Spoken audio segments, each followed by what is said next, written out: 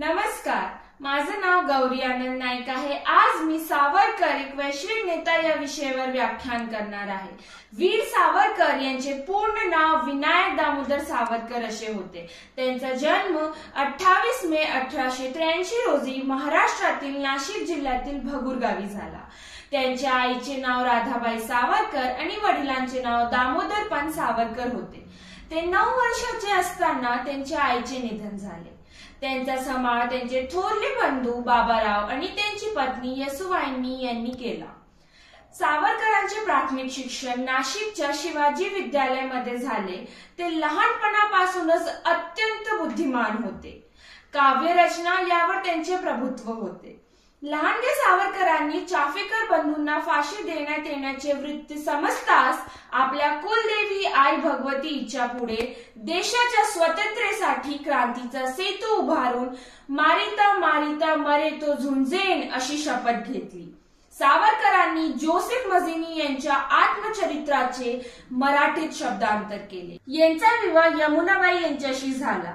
त्यांनी फर्ग्युसन महाविद्यालयात प्रवेश घेतला। नंतर ते उच्च शिक्षणासाठी लंडनला गेले। लंडन मध्ये इंडिया हाऊस मध्ये अभिनव भारताचे क्रांती पर्व सुरू झाले। जाती व्यवस्था मोडण्यासाठी त्यांनी 7 बेड्या मोडायला हव्यात असे सांगितले।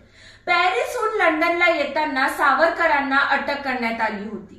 पुढील खटला भारतात चालवला जावा म्हणून भारतात येताना त्यांनी फ्रान्सच्या मार्सेलिस बंदरात समुद्रात उडी घेतली, पण त्यांचा तो प्रयत्न अयशस्वी ठरला। ब्रिटिश सरकारने त्यांना अटक करून भारतात आणले। नाशिकला अनंत काणेकर यांनी नाशिकच्या जिल्हा अधिकाऱ्याला गोळ्या घालून ठार केले। ब्रिटिश सैनिकांनी सावरकरांना अटक करून भारतात आणले। इथं त्यांच्यावर खटला भरण्यात आला। त्यांना जन्मपेठ म्हणून काळ्या पाण्याची शिक्षा देण्यात आली। मातृभूमीचे स्वातंत्र्य मिळवण्यासाठी त्यांनी तब्बल 11 वर्षे छळ सहन करून देखील त्यांच्या देशासाठी करण्याची जिद्द होती। त्यांनी काळ्या पाण्यात असताना तुरुंगाच्या भिंतावर महाकाव्य लिहिले। त्यांनी तुरुंगात काळे पाणी असे पुस्तकाचे लेखन देखील केले। त्यांचा गीत ने मत्सीने परत मातृभूमीला सागरा प्राण तळमळला हे आजतागायत लोकांच्या मनात अजरामर आहे। अंदमानातून सुटल्यानंतर सावरकरांना ब्रिटिशांनी रत्नागिरीत स्थानापन्न केले। त्यांनी हिंदूच्या समाजाला संघटित करण्यासाठी अनेक कार्य केले। त्यांनी रत्नागिरीमधील वास्तव्यामध्ये अनेक समाज सुधारणा कार्य केले। जवळपास 500 मंदिर अस्पृश्यांसाठी खुले केली। अनेक आंतरजातीय विवाह लावले। अनेक सहभोजने आयोजित केली। त्यानंतर सर्वांसाठी पतित पावन मंदिर सुरू केले व सर्वांसाठी सामायिक भोजनालय सुरू केले। जातीभेद तोडण्यासाठी सहभोजनाचे आयोजन केले। पतित पावन या मंदिरात सर्व जातीचे लोकांना प्रवेश देणे सुरू केले। हे अखिल भारतीय हिंदू महासभेचे अध्यक्ष झाले आणि भारत छोडो चळवळीचा भाग बनले। भारतीय राजकारणातील एक महत्त्वाचे राजकारणी, जातीभेद विरोध करणारे, क्रांतिकारक, भाषा शुद्धी, लिपी शुद्धी, साहित्य प्रचारक असे अनेक पैलूचे धनी होते। सावरकरांना स्वतंत्रवीर सावरकर अशी उपाधी प्रल्हाद केशव अत्रे यांनी दिली होती। सावरकरांनी हिंदू महासभेमध्ये भाग घेतला। 6 वेळा अध्यक्षस्थान भूषवले। हिंदुत्वाची त्यांची व्याख्या संकुचित नव्हती। वैज्ञानिक दृष्टिकोन असलेले विचारी व काळाच्या 100 वर्षे पुढे पाहू शकणारे ते दृष्टे होते। इतकेच नव्हे तर पदवी घेऊनही देशाच्या सेवेसाठी दंड स्वरूप पदवी हिरावले गेलेले सावरकरच पहिले विद्यार्थी।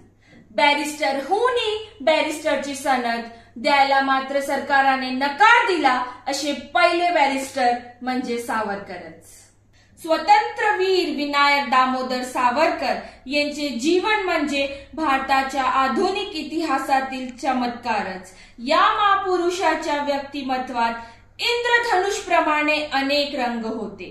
महान देशभक्त, जहाल क्रांतिकारक, ज्वालाग्राही साहित्यिक, कुसुम कोमल कवी, थोर नाटककार, ओजस्वी इतिहासकार, तत्वनिष्ठ राजकारणी, प्रेरक वक्ता, धुरंधर सेनापती आणि खंदा समाज सुधारक.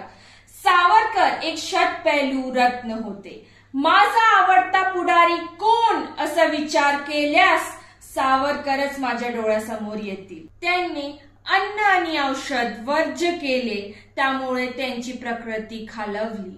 24 फेब्रुवारी 1966 रोजी त्यांची प्राणज्योत मालवली आणि ते अनंतात विलीन झाले. मी माझे व्याख्यानला सावरकरांच्या पंक्तीने अंतिम चरण देते की सावरकर म्हणून गेले की मी समुद्रात टाकलेली उडी लोक विसरले तरी चालेल, परंतु माझे सामाजिक विचार मात्र त्यांनी विसरू नये.